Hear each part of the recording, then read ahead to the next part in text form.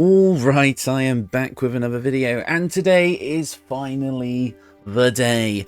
Twilight Cleric has come to Baldur's Gate 3 in the form of a mod available to all platforms in the new mod manager. And I mean, this is the one we've all been waiting for, right? It is one of the best cleric subclasses in tabletop. It is perfect for Shadowheart. It is the perfect domain for her story and character arc, and it is just an incredibly fun subclass to play with a ton of interesting flavor bits added in.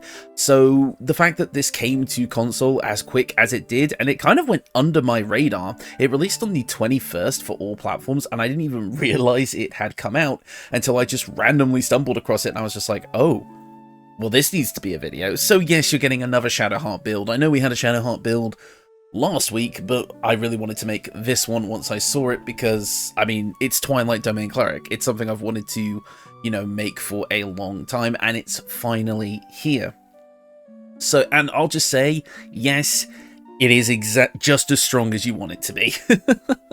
Like, the abilities that we get from Twilight Cleric translate brilliantly into BG3, allowing this to be one of the best, if not the best, support builds in the game alone, just by staying a single class cleric. So this is going to be kind of a mod showcase slash build, just to kind of show how well it actually does work for Shadowheart, and what it can do for you and the whole team. Because with this build, you are going to be able to make your whole team so tanky that none of them are going to die. Yes, even Squishy Gale is going to be tanking hits from frickin' Steel Watchers without a problem. This build is pretty goddamn insane, and it mostly stems from the subclass, but the way it synergizes with some of BG3's equipment, oh boy, this is about to be cool. So I really hope you stick around to the very end of this one where I kind of get to showcase all of that. You'll see in the combat footage that's kind of playing now that, like, we just have a ton of HP, and we're going to be stacking ways of healing and getting resistance to damage and even getting temporary HP pretty much all the time, and this is going to apply pretty much across the party. So yeah, everyone is just going to be extremely tanky. You're going to have a ton of fun with this one, and it's going to make higher level encounters an absolute breeze. So without further ado, let's get into the build. First off, Shadowheart is a half elf, meaning that we are going to gain access to things like civil militia, giving us proficiency with spears, pikes, halberds, and glaives, and armor proficiency with light armor and shields. This does not matter, as Twilight Cleric gets all martial weapons and heavy armor, in addition to the usual cleric stuff. Yeah, already the subclass is looking good. We also gain Dark Vision, which Twilight Cleric also gets, actually, funnily enough. But we also get advantage on saving throws against being charmed, and magic can't put us to sleep. Okay, Twilight Cleric does also give us immunity to being charmed or put to sleep. And also frightened. Yeah, you know what? Twilight Cleric is kind of good. Okay, maybe it doesn't give you immunity to being put to sleep, but hey, at least that won't happen to us here. Well, Shadowheart is also a high half-elf, meaning we get to choose a high half-elf cantrip. And as you can see, we also have the Mistress Spells mod installed, as I always do, giving us access to spells from various different tabletop books. I'm keeping this one vanilla, though, and just going with Friends, because it is going to be the one that's the most useful, as the high elf cantrips do only work with intelligence, so taking anything that's going to have damage or an effect probably isn't going to work on this build, since we're not using intelligence. Anyways, for our class, obviously we're going to be starting off as Cleric. Because of our subclass, we're going to get access to all armor and weapons, which is amazing, as well as all of the good level 1 Cleric goodies. Because, of course, for our subclass, we are going with Twilight Domain. Your deity tasks you to bring comfort to those who seek rest and protect them by venturing into the encroaching darkness to ensure that the dark is a comfort, not a terror. This is going to give us access to a ton of things at level 1, namely Bestow Eye of Night, which allows nearby allies to gain the ability to see in the dark up to 60 meters as an action until your next long rest. So basically, Gale and all your other human party members are going to get Dark Vision just right off the bat, which is a nice little buff to have. Again, this is more keeping in theme of tabletop and the lore, but obviously, it's not the most useful ability out there. What is a useful ability is Vigilant Blessing. Select a target, and until their next long rest, they gain a +3 bonus to their initiative. This is actually pretty damn good.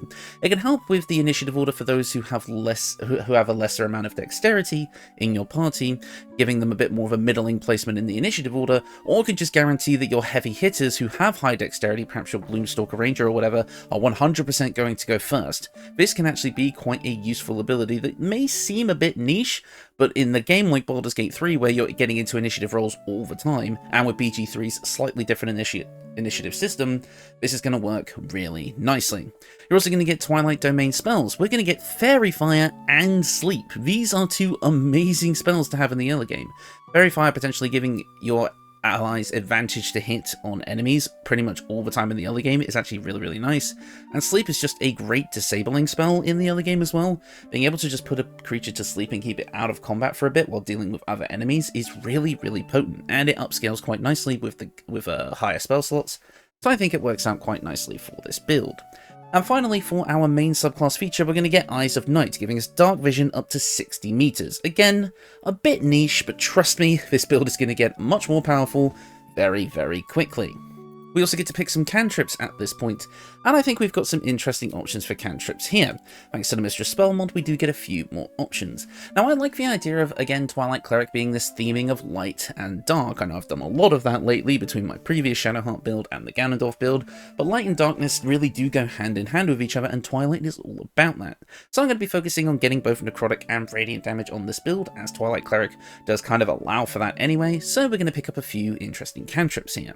Namely, Toll the Dead, one of the best early game damaging cantrips just in tabletop. Toll of the Dead does 1d8 necrotic damage normally, but if the target is below half of its maximum hit points, it'll deal 1d12 necrotic damage instead, and it's a wisdom saving throw. In the early game, those are going to be pretty easy to land, so Toll the Dead early on is probably going to be your main damaging cantrip. We've also got Moon Flare, which deals 1d8 radiant damage and is an attack roll, not a saving throw, unlike Sacred Flame, which in my opinion makes it a bit better. And plus, it's got the whole moon theming to it, so you know, I kind of prefer it. Moon Flare is going to allow you to launch a pulse of light at the target, and on a critical hit, target is inflicted with a glittering light condition, which grants advantage on attack rolls against them. So it's basically a lesser version of Guiding Bolt that can gain Guiding Bolt's effect on a crit, which I think is actually really interesting. Alternatively, the flare can be fired at the ground to create a source of bright light over 6 meters, so you can create little light sources as well. Not that important considering with a Twilight Cleric that gives everybody and their mother dark vision, but you know, it's a nice little flavor thing to have. And of course, as always, we're going to be taking Guidance to give us a 1d4 bonus to ability checks.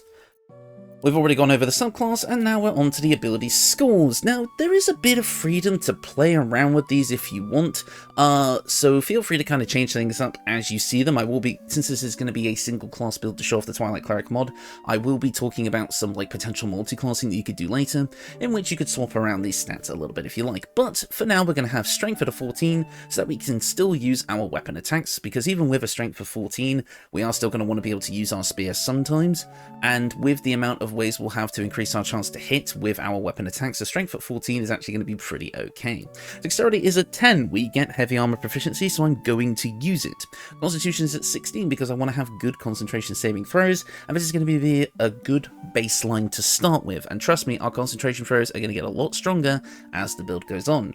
Intelligence is at 8 because we don't need it, Wisdom is at 17 because we're going to be bumping this up with a half feat later, and Charisma is also at 8, because again, we don't need it. However, if you wanted to swap your strength and charisma around, you could, because I do see this working well with a multi-class into Celestial Warlock, but I'll talk about that a bit later.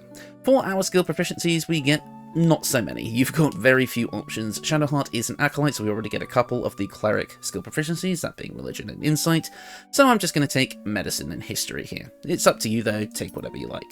At level 2 of Twilight Domain Cleric, we're going to start getting some cool stuff, namely our Channel Divinity. We get Turn Undead, same as always, but we also now get Twilight Sanctuary. This is where it starts to get insane. Conjure an aura of soothing twilight. Allies who end their turn within the twilight are no longer charmed or frightened, so you basically just get to take away those 2 status conditions, which is a bit niche in this game, but when it comes up, it'll feel really potent. However, the main kicker is, if they are not charmed or frightened, they gain 6 temporary hit points instead. So at the end of every turn, at level 2, you're gaining 6 temporary hit points as long as you're near the Twilight Cleric.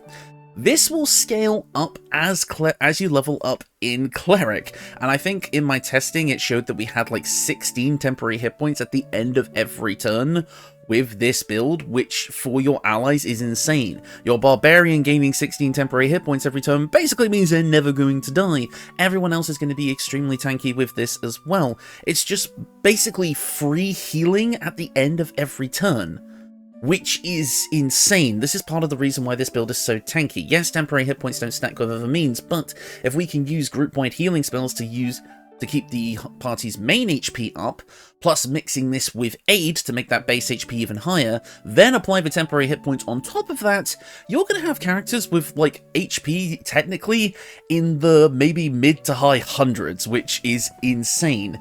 So Twilight Sanctuary is just a pretty powerful ability overall. The Charm and Frightened, curing is a nice thing to have, but that temporary hit points just makes it so good. Like, again, one of the best support abilities in the game by far. Next up, we do also get to prepare some spells, which I forgot to do at the last level, my apologies. But our spell selection is actually pretty easy for this one. As always, we're going to be going with Sanctuary.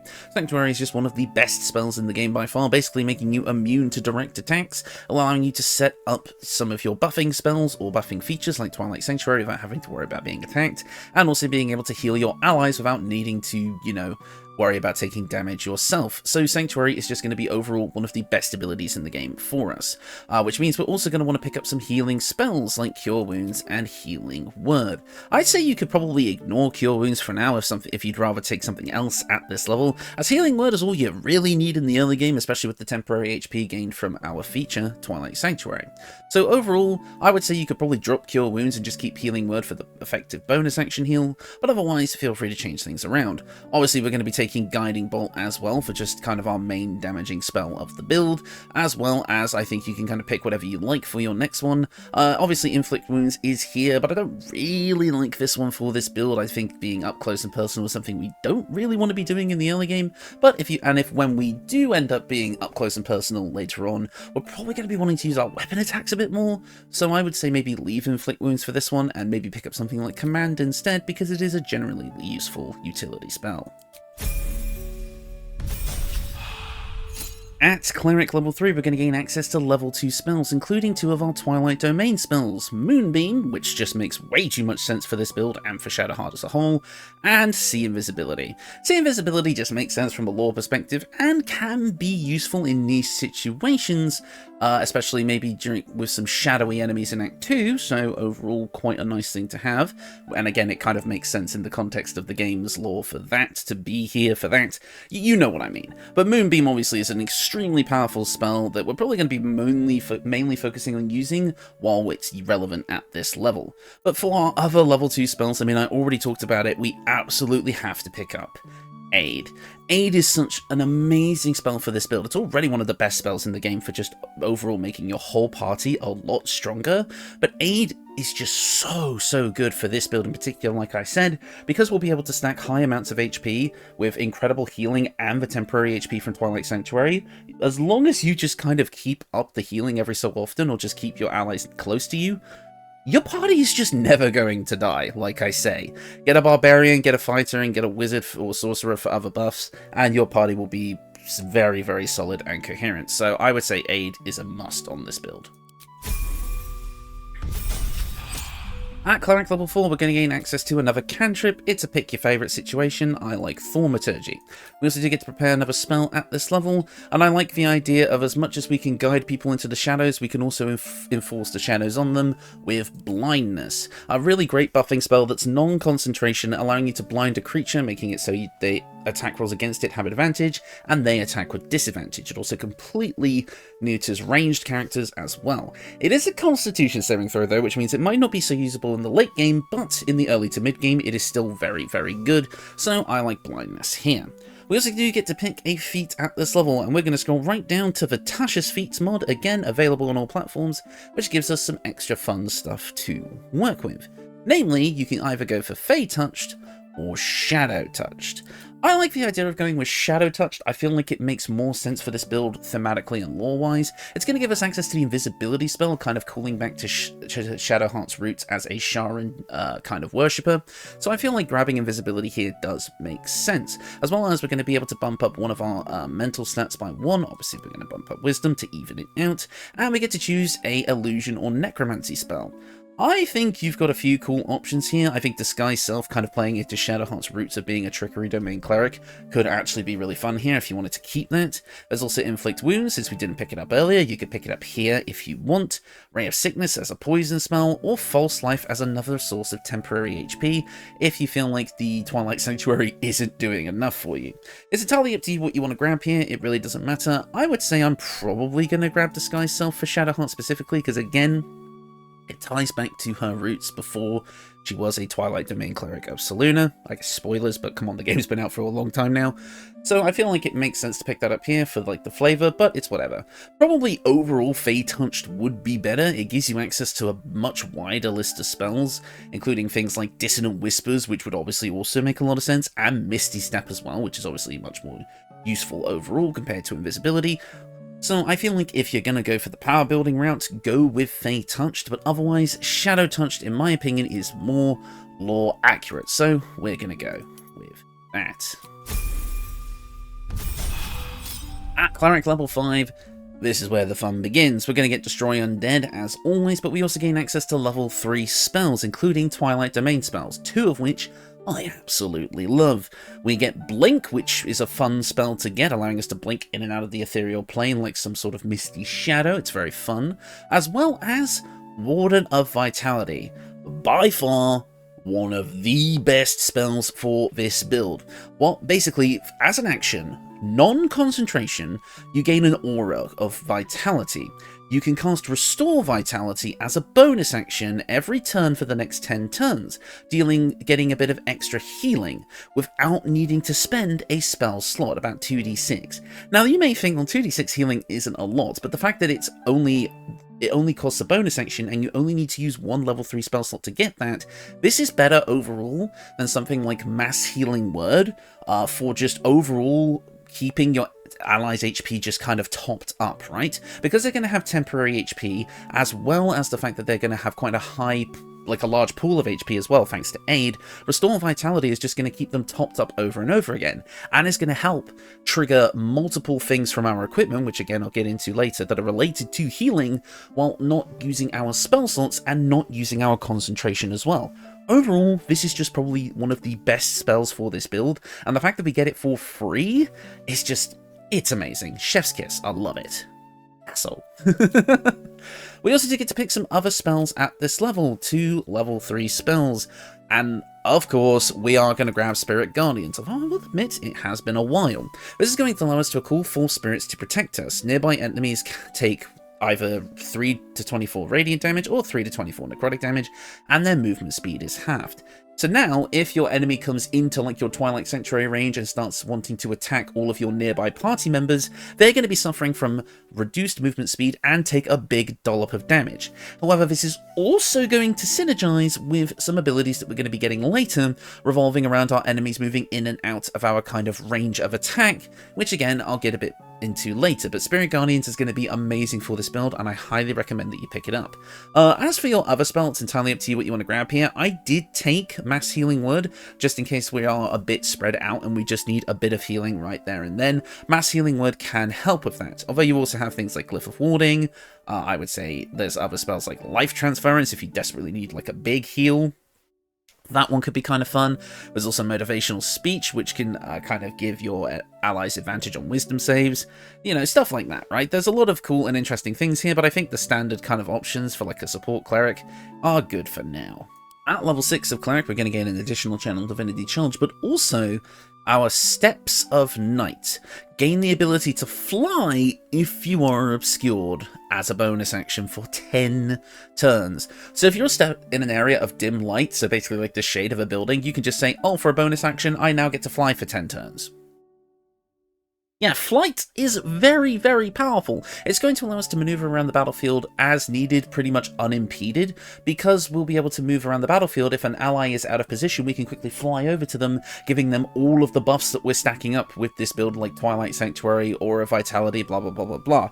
It is a huge thing to have, and just being able to dash around the battlefield flying just feels so fun. You will notice that this takes Steps of Night charges. This is a new resource exclusive to this mod, because the thing is in tabletop you could only do this like a certain amount of times per day, so in order to make that work mechanically, the mod author just gave it its own separate, like, you know, resource, like its own separate thing to just show that same sort of usage rate, I guess.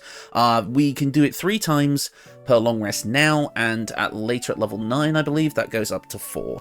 So yeah, being able to just say for 10 turns that you can fly, as long as you've just got your toe like in a bit of shadow, is just brilliant. I absolutely love it. We also do get to pick another level 3 spell at this point. It's entirely up to you what you want to grab here. I love Glyph of Warding because it just has so much utility, and it also comes with the ability to put groups of enemies to sleep as well, which fits on theme with the whole Saloona Twilight Cleric thing. At Cleric level 7, we gain access to level 4 spells, including 2 amazing spells from Twilight Domain. Greater Invisibility, which is just awesome, although it doesn't work as well on this specific build, because our dexterity is quite low and we're using heavy armor, which means disadvantage on stealth checks and blah blah blah blah blah. But this is still pretty damn good. I mean, we can cast this on an ally instead, and all of a sudden our the stealthy part of our team just works so much better. And again, it kind of leans back into the original Trickster Domain roots. Just having greater invisibility here, I absolutely love. As well as Otterluke's Resilient Sphere, allowing us to enclose a target in a sphere of shimmering force, blocking all incoming damage and spell effects, which, you know, if we need to save an ally from death, this can be really useful. The sphere reduces the target's movement speed by half and prevents it from casting spells or dealing damage. So in actuality, it's another way of shutting down an opponent as well, so you can either use this to protect an ally or shut down an opponent.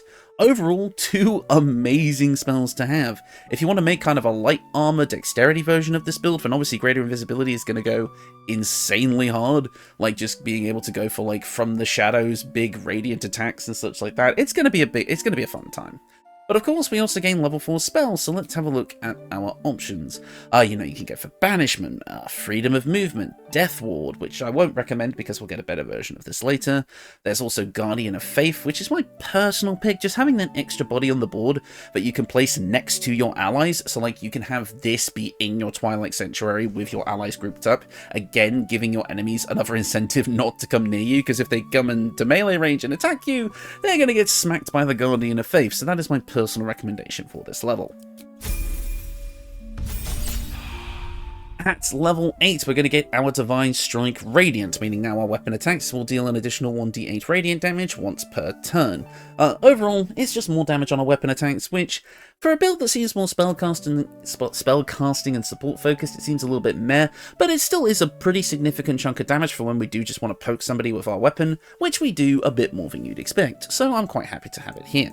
We also do get to choose another level 4 spell. Again, entirely up to you what you want to pick at this point, it really doesn't matter. I like Banishment here, or Freedom of Movement personally. Freedom of Movement is just a nice extra buff to have, so pick whichever you prefer. We also do get to choose another feat at this level, and I'm actually going to recommend that instead of just taking an ability score improvement to bump up our wisdom, because our wisdom is good enough right now, I would actually say let's grab something else that's going to be really good for this build, and I am talking about Warcaster. We have a lot of powerful concentration spells in this build that we're going to want to be keeping up, and unfortunately we don't have Constitution saving throw proficiency, so Warcaster is going to be essential, but it also has another bit of unexpected synergy with this build that I didn't even really expect to happen, but once the combat footage started and I was doing my combat testing, I was like, holy shit, Warcaster actually is amazing for this build. Obviously we're going to gain advantage on saving throws to maintain concentration on our spells, extremely useful. However, we can also use a reaction to cast Shocking Grasp at a target moving out of melee range. Shocking Grasp is pretty damn powerful for this build. Not only is it a big dollop of lightning damage that we're going to be able to do, it also prevents our target from taking reactions, meaning that if our allies want to move out of the enemy's range after we use Shocking Grasp, they're not going to take opportunity attacks. This is amazing as well because with things like Spirit Guardians and some other spells that I'll get into in a minute, enemies are constantly going to be trying to move out of our attack range because they want to get out of the Spirit Guardians, meaning that you're going to be pretty much triggering Shocking Grasp every time an enemy comes near you, which is amazing. It's basically, we now have a consistent reaction attack that takes away our enemy's ability to use reactions while also gaining advantage on all of our powerful concentration saves. This is, in my opinion, especially at level 8, this kind of into the maybe early to mid-act 3, is absolutely essential for this build. So I think this is pretty much a guaranteed pickup here. At Cleric level 9, we're going to gain access to level 5 spells, including 2 more incredibly amazing spells. Again, Twilight Domain is just stacked. We're going to get Destructive Wave, allowing us to push out a big shockwave around us, dealing thunder and radiant or necrotic damage depending on the variant that we choose, and can potentially also knock creatures prone. It is an insanely cool spell that is literally restricted to only a few select cleric subclasses, now including this one, so it's going to feel pretty unique whenever you use it. But we also get Hold Monster on top of that, which is again an amazing spell, allowing us to completely paralyze a creature, meaning they cannot move, act, or react, and any attacks within 3 meters are always critical hits. So now an enemy comes near you, and the rest of your party in your Twilight Sanctuary, boom, they're paralyzed, and everyone nearby gets to get 3 critical hits against them. Laezel with her 3 attacks over there is looking pretty interested in that. Like, again, this is one of the most stacked subclasses I've ever seen in my life. It's insane. We also do gain access to level 5 spells at this point, and there are a couple of interesting options here. I would say if you've got maybe like a lower level spell that you aren't using as much anymore, I would say probably Cure Wounds will have definitely fallen off by this point with everything else that we've got. I would say we're now going to grab 2 other spells, like Mass Cure Wounds, giving us a big dollop of group healing for when we need it. This is going to be helpful in those high damage late endgame boss fights, as well as Flame Strike, because come on, cooling down fire and radiant damage from the sky will never not be cool. This is basically a better fireball, so we might as well have it here. But there are other cool options like Contagion for more debilitating stuff, as well as Holy Weapon, allowing you to imbue a weapon with holy power to deal an additional bit of radiant damage. It becomes magical and emits a bright light, and as a bonus action, the wielder of the weapon can also do basically a Divine Smite, which is really cool. So you might actually think that this is worth it, but I do think our other concentration options are a bit better for overall support. But Holy Weapon basically turning like yourself or someone else into a paladin is pretty damn cool. At Cleric level 10, we're going to obviously be getting Divine Intervention. Use this as you see fit. You can use this to get the Devotee's Mace weapon, which is a piece of equipment that I will be recommending as an option for this build. So this is nice to have anyway. It can only be used once per character, and it comes with a bunch of other effects as well, but obviously you're going to take the weapon because it's the thing that stays around. We also do get another cantrip at this point. Take whatever you like, it really doesn't matter. I don't know, Produce Flame makes your arm blue, and that's always fun. Next up, moving on, we do get to choose another spell, and I kind of like the idea of having Holy Weapon on deck just in case we get to do some cool stuff, so we'll take that. At Cleric level 11, we're going to gain access to level 6 spells, meaning that we are going to get to choose 2 of the kind of cool spells that I want to use here, namely Heal and Harm. Basically, this build's kind of final form. Heal for its massive flat 70 healing, and removing blindness and any diseases, which is awesome. Again, at the end of the day, we show people that the shadows are not to be feared, but we can also bring the light, stopping people from being blind. As well as this has a fun interaction with the Dark Urge if you're in a Dark Urge playthrough, just saying. We're also going to grab Harm. As much as we can heal, we can also hurt, dealing 14 d6 necrotic damage and reducing the target's maximum hit points, but never below 1. And on a save, it is a Constitution saving throw, so you might think it's a bit meh, and they don't lose their maximum HP if they succeed that save, but otherwise, this is still a fun thematic spell for the build. However, some other options that you can choose are obviously Sunbeam, Planar Ally, Hero's Feast, which would actually increase your allies' HP even more, because this stacks with aid, so you can even make the party even more tanky if you want to, or even Lesser Regeneration, allowing a target to continuously regain 10 hit points at the start of each turn, which could also be very, very good for triggering some of our abilities. So I would say you either want Harm if you want the damage, or Hero's Feast if you want to make your allies even more tanky, which, to be honest, now that I think about it, would be very, very cool. I would actually take Hero's Feast instead, even if I do think Harm kind of fits the theme a bit better. Hero's Feast is just going to be so much more powerful overall. God, imagine how tanky you could be with this and a max level aid. Oh boy. And at Cleric level 12, we do get to choose another spell, so all that deliberating was for nothing. We're still taking Harm anyway. We also do get another feat at this point, and at this point I'd say we're still in a good place, so take whatever feat you personally like. We are using a spear, so something like Polearm Master may be appealing to you, but otherwise I think it's best just to take an ability score improvement and max out our wisdom to get the most out of all of our spells. And that is the build. Overall, what you're going to be getting out of this is just, well, everything. Your spells are going to deal a ton of damage, both your spells and cantrips alike just deal a massive amount of damage here. Our main cantrip, Moonflare, is dealing 3d8 radiant at this point, which is lovely. You get things like Guiding Bolt, but you're also going to get all of the amazing support spells. Aid, Sanctuary, Spirit Guardians for the damage and the support that it brings, you know, disabling spells like Autolukes, stealth spells like Greater Invisibility, and again, just all the useful healing and support options that come with this. And again, thanks to Twilight Sanctuary and all the healing you can do, your party is going to be immortal. And we haven't even gotten to the equipment yet, which is going to help this out even more. Like, honestly, this is probably the most broken single-class cleric you can make, and that is not an exaggeration. Because see here, if we go over to Twilight Sanctuary, yeah, 16 temporary hit points at the end of each of your allies' turns. What? I mean, yes, they do have to be within a 6-meter range with you, but like I say, we have accounted for that. If enemies come close to your tight-knit group, you get to absolutely destroy them with things like Guardian of Faith, Destructive Wave, Glyph of Warding. Like, all of these are great AoE attacks that are going to destroy any enemies that come near, and even if your allies are taking a lot of hits, all of our healing options, including Warden of Vitality, which in my opinion is the best for us, are just going to do so much work. And hell, again, Hold Monster just saying, no, you've come close, you die now. Like, it's just so good. And in a panic, we always have powerful high-level healing options to make sure that nobody ever gets low on HP, if they somehow do. But anyways, let's have a look at the equipment to just see how this build gets taken to the next level. Ignore the big cluster of stuff up here, this is just from my personal playthrough. So first up, our weapon of choice. You've got a few options, but of course, Selûne Spear of Night is a must on this build. It's a Shadowheart weapon that fits everything that we're doing perfectly. We gain advantage on wisdom saving throws and perception checks, which is great. We also get Dark Vision, which we already have, but it's also a +3 weapon that comes with 2 spells. That's the wrong button. Ignore me doing that. We gain a usage of Moonbeam that's not going to take our spell slot, which is nice. Cast at level 3, so it deals 3d10 radiant damage. Not really too crazy for this build, since we already have Moonbeam and can upcast that version, but it's still nice to have. What we do get, however, though, is Moon Mote, which is an amazing ability for this build. We illuminate the area around us with wisps of moonish light that make movement difficult for enemies and bolster your allies' damage. Again, kind of fitting on theme with the build here.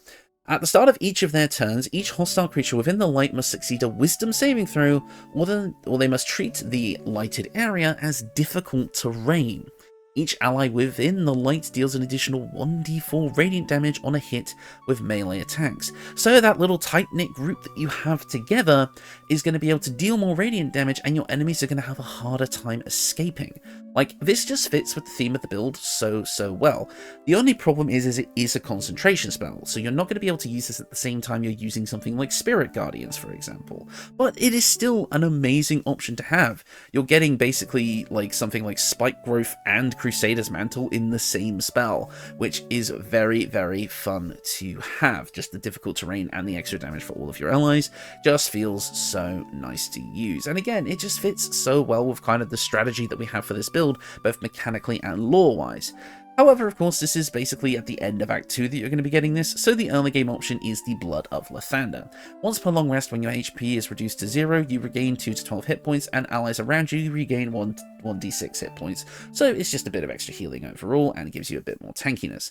You're also going to be able to shed light around you, and in combat, fiends and undead standing in the light become blinded unless they succeed a con save. It's a +3 weapon, and you're also going to get access to Sunbeam once per long rest as well. This is not the version of Sunbeam that can be recast on subsequent turns, it's just a one and done type thing, but hey, still fun to have. That's kind of just a decent early game weapon, but honestly anything will work since we're mostly focusing on spellcasting anyway. This just has some nice buffs that we can get, including a big, beam attack, which can be useful.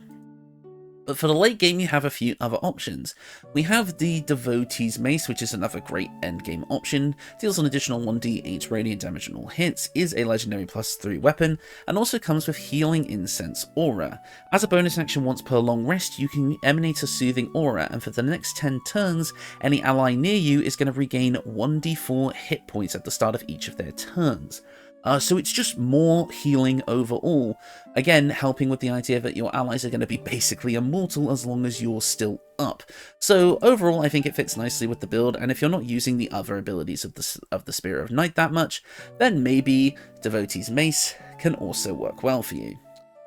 But then again, I can't ignore the possibility that this weapon, Shah's Spear of Evening, can also work with this build. If you decide to take things a slightly different direction with Shadowheart's story, you can get access to this, or just use a mod that lets you get both. And and it's going to give you some stuff that also synergizes with this build quite nicely. You're going to gain advantage on saving throws while lightly or heavily obscured, and this weapon deals an additional 1d6 damage to creatures that are lightly or heavily obscured, and you cannot be blinded, so you gain dark vision, as well as the ability to use Shah's Darkness. Now, if you'll remember correctly, our ability to fly relies on us being obscured. Obviously, being able to have Darkness and Devil Sight in a single weapon means we can be obscured whenever we want, making us even harder to hit. Partner this with a Darkness Devil Sight Warlock, another party with the Eversight Ring, another party member I should say with the Eversight Ring to make them also immune to blinded, and all of a sudden your tight-knit group is now sitting in a cloud of darkness, meaning that they cannot be hit at all. Now again, if you wanted to multiclass this build maybe after level 8 or so with 4 levels of Celestial Warlock, putting your stats from Strength into Charisma to use Eldritch Blast instead of weapon attacks, you can kind of get a similar effect to that, as well as getting another way of healing, so feel free to kind of look at that and do that if you want, but I thought I would point out Shah's Spear of Evening because it does have a lot of synergy with this build that most other people might not think of, but I do think that if you're playing with this build, you're either going to go with Seluna's Spear of Night or the Devotee's Mace overall. Next up, you do actually have a decent shield option here, that being the Justicia's Great Shield, to give you a 21 to your armor class overall, but it also comes with a unique ability to give you advantage on perception checks, which is nice, as well as the Darkness Cloak, allowing you to create a cloud of magical darkness and immediately attempt to hide once per short rest as a bonus action. I don't know, this is mainly just tying into Shadowheart's Sharon roots again, just to get a little bit of extra kind of flavor, as well as the AC boost for 21, which is very, very nice to have, but it's not necessary for this build, so you can really use any shield, but that's kind of my recommendation for something fun for the lore stuff. Right, moving on to our headpiece, you've got two options. First up is the Holy Lance Helm.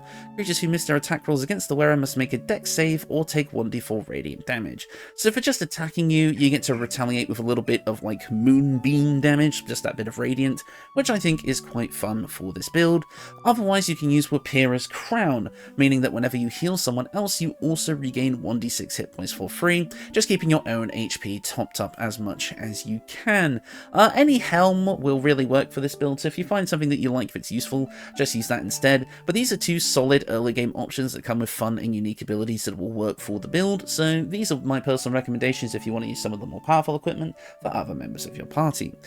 Any cloak works on this build, I'm not going to recommend anything specifically. And for our armor, we've got the Dwarven Split Mail, obtained very early on into Act 2. You take 1 less piercing damage, you get a +1 bonus to strength, saving throws, and checks, which is okay.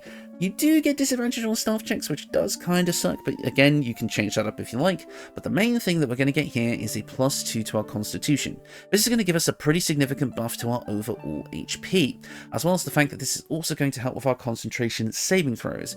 In my opinion, this is basically one of the best pieces of heavy armor for this build, so I personally recommend it. Yes, it is kind of ugly, but with this art, with this coloring from the Besheba dye from the Faerunian Colors mod, which I've used for all of the outfit here, I think it actually looks quite nice. But even then, we can use camp clothing from Fear Taylor's camp clothing mod, again available on all platforms, to give us like the Saloon Knight robes, but colored in this dye, so it kind of looks a bit more like Twilight-y, with like the dark black, purple, and like kind of gold colors. Oh, I love the way it looks. But yeah, overall, the Dwarven Split Mail is my personal choice for the armor. Next up, for the gloves, we have the Reviving Hands. Whenever you heal a creature, it gains the effects of Blade Ward, meaning that it has resistance to bludgeoning, piercing, and slashing damage.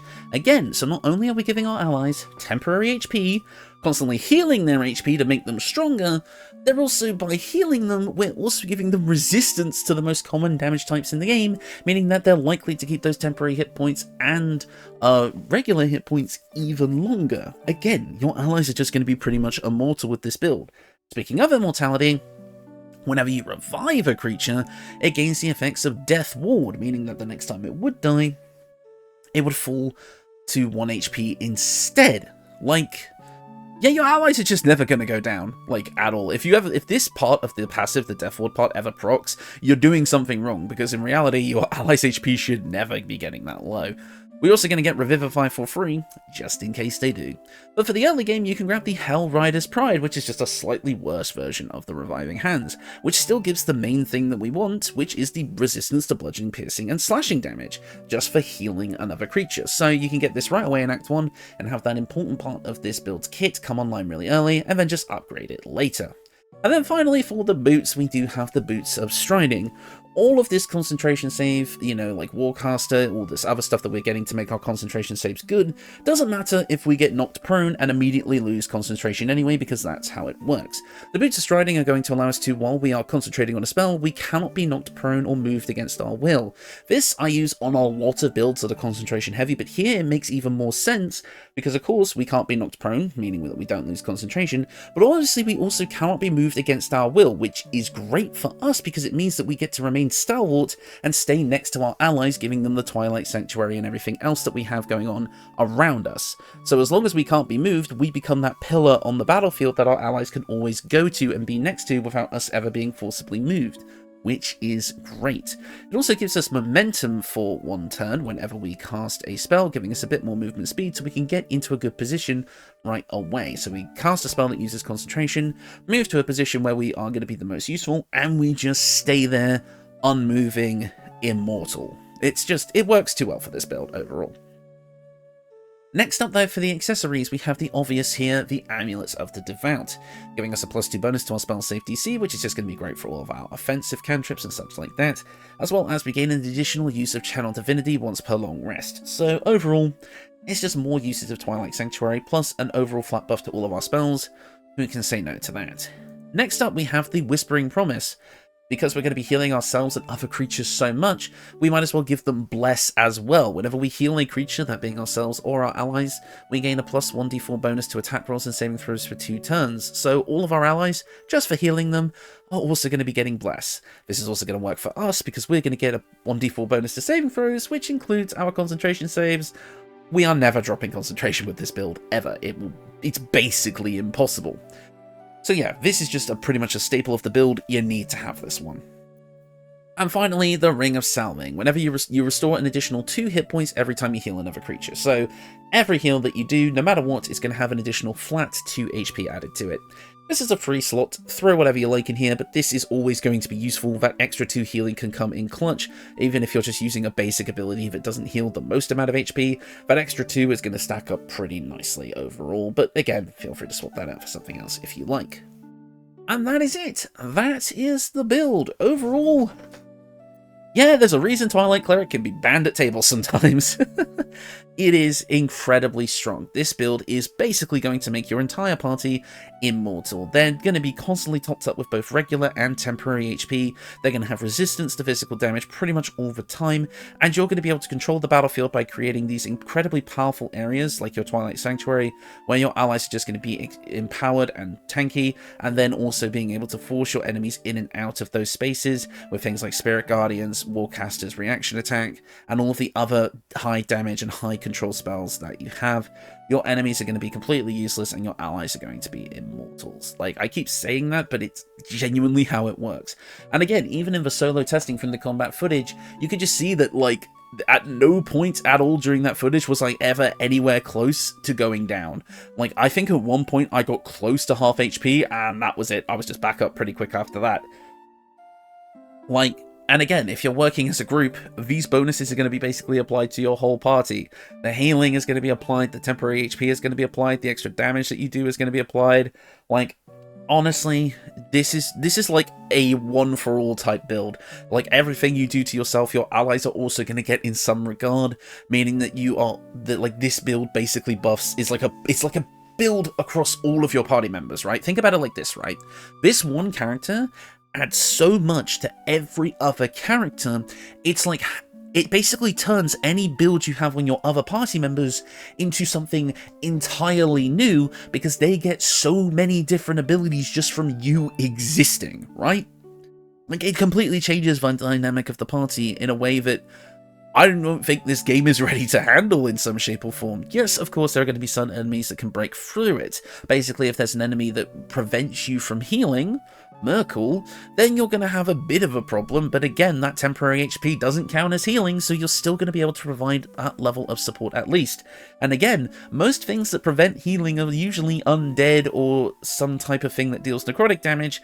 You're coming at them with the radiant damage, which means you're most likely going to be hitting them pretty goddamn hard anyway, so in most scenarios, this is a win-win all around. Like, I absolutely love this build. It's one of my favorites I think I've made just as a pure cleric, and I think there is room for multiclassing here. I would say this works really well with Celestial Warlock. I would say this could work really nicely with Druid as well. I can see Druid really liking these abilities. Hell, mixing this even with Paladin. God, mixing this with Paladin. Like, there's so much room for interesting combinations with Twilight Cleric. Like, again, a tanky Twilight Domain Paladin. Ooh, that could be fun. Anyways, I'm going to stop myself here before I keep on rambling. Hope you guys all enjoyed this build. Again, I know this is one that we've been long awaiting, and I'm so glad that it hasn't disappointed. This is an amazing build that in its way still, even though it is very, very strong, it still feels kind of balanced in the terms of BG3, so I'm quite happy with this one. Alright, that's going to do it for me. Thank you all so much for watching, and I will see you all next time.